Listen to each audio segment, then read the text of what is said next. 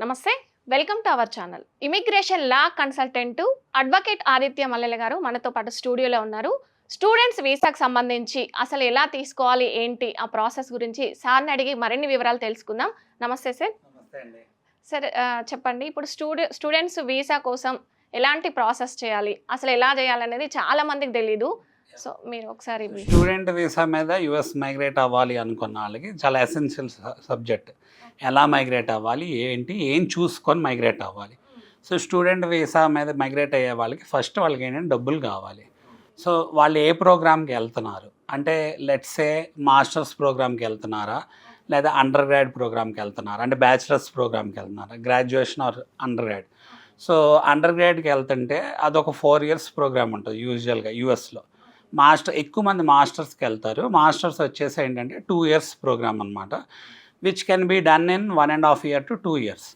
So ఈ మార్గాన్ని యుఎస్లో సెటిల్ అవడానికి over a period of years అందరూ ఎన్నుకుంటున్న మార్గం అనమాట. ఎందుకు అంటే వాళ్ళకి స్టార్టింగ్ యూనివర్సిటీస్ ఒక 15-20 lakhs నుంచి 50 lakhs up to 70 lakhs education fee అనేది ట్యూషన్ ఫీ అయ్యిద్ది. సో ఈ మార్గాన్ని వాళ్ళు ఆప్ట్ చేసుకుంటారు. సో ఏదైతే యూనివర్సిటీని మనం చూస్ చేసుకున్నామో first thing they should be very clear about why they are choosing that university. So ఎందుకు అంటే చాలా యూనివర్సిటీస్ ఉంటాయి కదా. ఇప్పుడు యూఎస్లో చూసుకుంటే ఇలా ప్రైవేట్ పబ్లిక్ యూనివర్సిటీస్ చూసుకుంటే ఆల్మోస్ట్ ఒక 7,000 to 10,000 యూనివర్సిటీస్, అంటే కాలేజెస్, యూనివర్సిటీస్, అన్ని ఎడ్యుకేషనల్ ఇన్స్టిట్యూట్స్ ఉన్నాయి.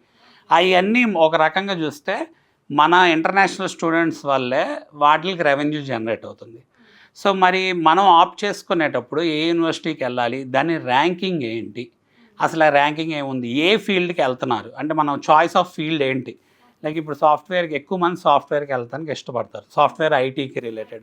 ఐటీ కూడా ఇవాళ చాలా బ్రాడ్ స్పెక్ట్రమ్ అయిపోయింది. లైక్ రోబోటిక్స్ అని, లేకపోతే సైబర్ సెక్యూరిటీ అని చెప్పి, డేటాకి రిలేటెడ్, ఆర్టిఫిషియల్ ఇంటెలిజెన్స్ రిలేటెడ్, ఇలా మల్టిపుల్ ఆస్పెక్ట్స్ ఆఫ్ స్టడీస్ అనేది బ్రాడ్ రేంజ్లో, వైడ్ రేంజ్లో డివైడ్ అవ్వడం జరిగింది ఐటీకి రిలవెంట్గా.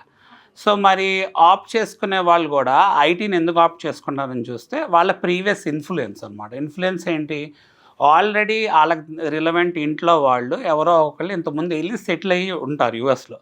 సెటిల్ అవడంతో పాటు అక్కడ కన్సల్టెన్సీస్ ఎక్కువ, సాఫ్ట్వేర్ రిలేటెడ్ కన్సల్టెన్సీస్ ఇంతకుముందు కొంత హెల్ప్ చేస్తా, ఫెసిలిటేట్ చేస్తూ వచ్చినాయి అనమాట. వీసా ప్రాసెస్ పరంగా కానీ, లేకపోతే అక్కడ వాళ్ళకి వర్క్ పరంగా కానీ ఫెసిలిటేషన్ అనేది ఒక వర్క్ కన్సల్టెంట్ మీద డిపెండెన్సీ అనేది ఉండటం జరిగింది. సో మన వాళ్ళు వెళ్ళాళ్ళందరూ కూడా ఎక్కువ సాఫ్ట్వేర్ ఫీల్డ్కి వెళ్తుంది. ఎందుకంటే ఆ డిపెండెన్సీ ఏదన్నా అవసరమైనప్పుడు ఏదైనా పేరోల్స్ రన్ చేయటం అలాంటి మార్గాన్ని ఆప్ట్ చేసుకున్నారు. బట్ ఆ మార్గాలు అనేది ఇప్పుడు చాలా స్ట్రిక్ట్ అయినాయి. సో ఇప్పుడు ఆ సిచ్యువేషన్ అనేది లేదు. ఇప్పుడు ఏంటంటే ఓవరాల్గా టాలెంట్ బేస్ చేసుకొని మైగ్రేట్ అవుతున్నారు.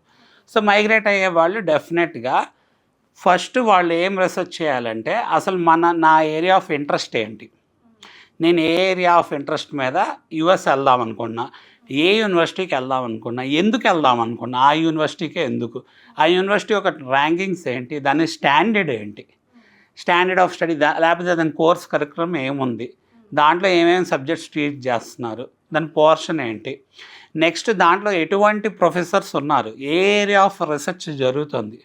సో ఈ ఆస్పెక్ట్స్ అన్నీ కూడా బాగా స్టడీ చేసుకోవాలి. దానికి టైం తీసుకొని ఓపిక్గా చాలా అధ్యయనం చేసుకోవాలి. ఎందుకు చాలామంది చేయరు, ఎందుకంటే అలా యూనివర్సిటీ వెబ్సైట్స్ కూడా సరిగ్గా చూసుకోరు. బట్ ఏంటంటే ఆ ప్రాక్టీసెస్ ఇంతకుముందు నడిచినాయి కొంతవరకు, అంటే పని అవటం కోసం ఏదో ఒకటి, ఇల్లీగల్ కాదు, బట్ ఏంటంటే అది అంటే నేను అనేది ఇల్లీగల్ యూనివర్సిటీస్ని తెలియక ఆప్ట్ చేసుకున్న సిచ్యువేషన్స్ ఉన్నాయి. అక్రిడేషన్ లేని universities, black listed universities.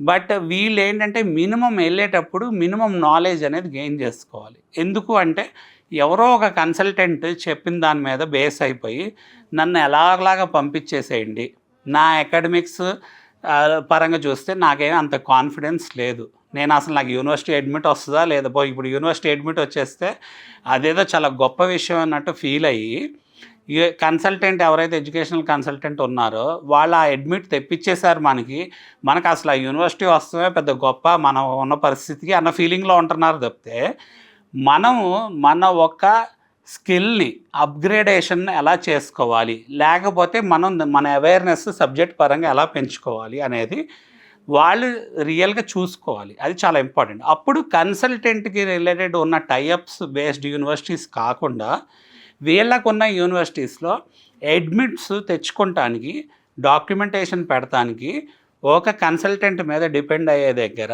Relevancy ఏంటనేది వీళ్ళకి తెలిసిద్ది. ఎంతవరకు నీడ్ ఉంది, ఏం ఫెసిలిటేట్ చేస్తున్నారు, లేకపోతే వాళ్ళకి జస్ట్ కన్సల్టెంట్కి ఉన్న టైఅప్ బేస్ చేసుకొని వాళ్ళకి డబ్బులు వస్తాయి కాబట్టి ఆ యూనివర్సిటీస్కి పంపించేస్తున్నారు. సో మన వాళ్ళు చూస్తే కొన్ని జిఆర్ఈ, ఐఎల్స్, టోఫెల్ ఇలాంటి టెస్ట్ రాసి వెళ్తారు. కొన్ని యూనివర్సిటీస్కి ఇప్పుడు చాలా రిలాక్సేషన్ ఉంది, ఈ నెసిటీ లేకుండా కూడా వెళ్ళే పరిస్థితి ఉందన్నమాట. బట్ మన వాళ్ళు చూసుకుంటే అన్నిటి పరంగా, ఇప్పుడు డాక్యుమెంటేషన్ పరంగా చూసుకుంటే ఒక్కోసారి ఫేక్ డాక్యుమెంట్స్ పెట్టి వెళ్ళిన సిచ్యువేషన్ ఉంటుంది. సో లేకపోతే ఒక చార్టెడ్ అకౌంట్ దగ్గర మనం ఏంటంటే మన దగ్గర ఇంత డబ్బులు ఉన్నాయి, మన దగ్గర అకౌంట్లో ఇంత డబ్బులు ఉన్నాయి, ఇంత మనీ అనేది మనం ట్యాక్స్ రిటర్న్స్ ఫైల్ చేస్తున్నాము అని చెప్పి సర్టిఫికేట్ తెచ్చుకోవాలి. అలాంటివి కూడా ఏంటంటే కొన్ని ఫేక్ చేసి తెచ్చుకున్నవి ఉన్నాయి. అలాంటి ఈ ప్రాసెస్ అన్నిటినీ కూడా ఏదైతే లూప్ హోల్స్ మన వాళ్ళు ఫైండ్ అవుట్ చేసి ఇల్లీగల్ మెథడ్స్ ఫాలో అవుతున్నారో ఆ ఆస్పెక్ట్స్ అన్నీ కూడా over a period of time అక్కడ యుఎస్ గవర్నమెంట్ అనేది ఫైండ్ అవుట్ చేసింది. ఫైండ్ అవుట్ చేసినప్పుడల్లా స్క్రూటినీ అనేది ఎవ్రీ ఇయర్ పెరుగుతూ వెళ్ళింది. సో స్ట్రిక్ట్గా చూస్తే మీకు పోర్ట్ ఆఫ్ ఎంట్రీ దగ్గర కూడా డాక్యుమెంటేషన్ చెక్ చేయటము, నిజంగా మీరు ఏంటంటే యూనివర్సిటీకి చదువుకోవడానికి వెళ్తున్నారా, లేదా మీ వాట్సాప్ మెసేజెస్ లేకపోతే సోషల్ మీడియా మెసేజెస్ చెక్ చేయటము, ఏదన్నా పార్ట్ టైం జాబ్స్కి వెళ్తున్నారా, లేదా పార్ట్ టైం జాబ్స్ కోసం ఎవరినన్నా కాంటాక్ట్ చేశారా. ఎందుకంటే మీరు స్టూడెంట్ అన్నప్పుడు స్టూడెంట్ పర్పస్ మీద వెళ్తున్నాం, మనం ఒక ఎఫిడవిట్ కూడా ఇస్తున్నాం, ఏమని, నా దగ్గర సరే ఈ అమౌంట్ ఆఫ్ డబ్బులు ఉన్నాయి, ఆ డబ్బులు నా దగ్గర ఉన్నాయి కాబట్టి, అలానే నాకు ఈ డబ్బులు లేకపోయినా పలానా నాకు స్పాన్సర్ చేస్తున్నారు ఎడ్యుకేషన్కి, మా పాపనో లేకపోతే మా చుట్టాలో ఎవరో చేస్తున్నారు, సో నాకు ఇబ్బంది లేదు, సో నేను చదువుకోవడానికి వెళ్తున్నాను అన్నారు. సో ఆన్ క్యాంపస్ మాత్రం వీళ్ళకి వర్క్ చేయడానికి ఉంటుంది, ఆఫ్ క్యాంపస్ అయితే మాత్రం వీళ్ళు వర్క్ చేయడానికి లేదు యూఎస్కి వెళ్ళేవాళ్ళు.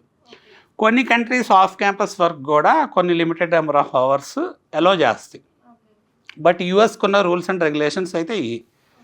సో మనం చూసుకుంటే స్టూడెంట్ వీసా మీద వెళ్ళే వాళ్ళు చాలా అవేర్నెస్తో వెళ్ళాలి. చాలా ఆస్పెక్ట్స్ ఉన్నాయి మాట్లాడుకోవాలి అంటే, స్టూడెంట్ వీసా మీద ఎలా వెళ్ళాలి, దాని డాక్యుమెంటేషన్ ఎలా చేసుకోవాలి, మళ్ళీ అక్కడ ప్రొసీజర్స్ ఏం ఫాలో అవ్వాలి ఏంటి అనేది మాట్లాడుకోవాలంటే చాలా డీటెయిల్గా మాట్లాడుకోవాలి. సో మనం ఫర్దర్ వీడియోస్లో ఇంకా డీటెయిల్గా మాట్లాడుకోవాలి. అయితే ఇప్పుడు అక్కడ పబ్లిక్, ప్రైవేటు యూనివర్సిటీ అన్నారు కదా సార్, ఇప్పుడు దాంట్లో మనం సెలెక్ట్ చేసుకోవడానికి ఏది బెస్ట్ అంటారు? సో పబ్లిక్, ప్రైవేట్ అంటే government related university, private related university అని అర్థం అండి. సో ఏదైనా సెలెక్ట్ చేసుకోవచ్చు. సెలెక్ట్ చేసుకునేటప్పుడు నేను ఇందాక చెప్పినట్టు దాన్ని ఒక ర్యాంకింగ్ బేస్ చేసుకొని, అలానే అక్కడ ఉన్న ఏరియా ఆఫ్ రీసెర్చ్ కానీ లేకపోతే ఏరియా ఆఫ్ ఎక్స్పర్టీస్ ఏముంది, నీ ఏరియా ఆఫ్ ఇంట్రెస్ట్ ఏంటి, నువ్వు ఎందుకు వెళ్తున్నావు, ఎటువంటి ప్రొఫెసర్స్ ఉన్నారు, మళ్ళీ అక్కడ ఏదైనా ఫండింగ్ వచ్చిద్దా, స్కాలర్షిప్స్ వస్తాయా, లేకపోతే ఏదైనా ఫీ వేవియర్స్ వస్తున్నాయా, మనం వెళ్ళంగానే on campus teaching assistantships, research assistantships వస్తున్నాయా, ఇలాంటివన్నీ చూసుకొని మన పరిస్థితి బట్టి మనం ఆప్ట్ చేసుకోవాలి. ఓకే, అంటే అక్కడ గవర్నమెంట్ రావాలనుకుంటే స్టడీ బేస్ చేసుకొని ఇస్తారా, లేకుంటే అది కూడా మనీ పర్పస్లోనేనా, డబ్బులు ఎక్కువ కడితే ఇవ్వడము గవర్నమెంట్ యూనివర్సిటీ? సో యూనివర్సిటీస్ ఎప్పుడు ఎలా ఉంటాయి అంటే అడ్మిట్ వాళ్ళకి మెరిట్ బేస్డ్ మీద అడ్మిట్ ఇస్తుందండి. అంటే మీకు ఏంటంటే ప్రీవియస్ పర్సంటేజెస్ ఏమున్నాయి, ఏ సబ్జెక్ట్స్కి రిలవెంట్గా మీకు ఎక్స్పీరియన్స్ ఉంది, ప్లస్ మీరు ఆప్ట్ చేసుకునే యూనివర్సిటీకి ఎందుకు ఆప్ట్ చేసుకుంటున్నారు, అలానే మీకు ఏమైనా రికమెండేషన్ లెటర్స్ ఉన్నాయా, పర్టికులర్ ఏదన్నా ప్రొఫెసర్స్ దగ్గర నుంచి కానీ వాళ్ళ దగ్గర నుంచి కానీ, లేదా మీరు ఏ ఏరియా ఆఫ్ ఎక్స్పర్టీస్ దగ్గర మీరు ఆల్రెడీ ఇంతకుముందు మీరు ఏమైనా ప్రాజెక్ట్స్ కానీ మినీ ప్రాజెక్ట్స్ కానీ చేస్తున్నారా, ఇంటర్న్షిప్స్ ఏమైనా చేస్తున్నారా, మీకు లేదా ఏదైనా వర్క్ ఎక్స్పీరియన్స్ ఉందా, లేకపోతే ఎడ్యుకేషన్ రిలేటెడ్ అంటే ఏదైనా రీసెర్చ్ ఏరియా మీద మీ ఫోకస్ ఉందా, మీరైనా పబ్లికేషన్స్ చేశారా, ఇలాంటివన్నీ చెక్ చేసుకొని మన అక్కడ యూనివర్సిటీ యొక్క స్టాండర్డ్స్కి రిలవెంట్గా అడ్మిట్ అనేది ఇస్తాం జరిగింది అనమాట. చూసారు కదా, వీసాకి సంబంధించి మనం స్టూడెంట్కి సంబంధించి ఏమేమి ఫాలో అవ్వాలి, ఏ యూనివర్సిటీ మంచిది ఏంటి అనేది ఒకసారి చెక్ చేసుకున్న తర్వాతే, సెలెక్ట్ చేసుకున్న తర్వాతే ముందు ప్రాసెస్కి వెళ్ళాలని సార్ చెప్తున్నారు. Thank you sir. Thank you అండి.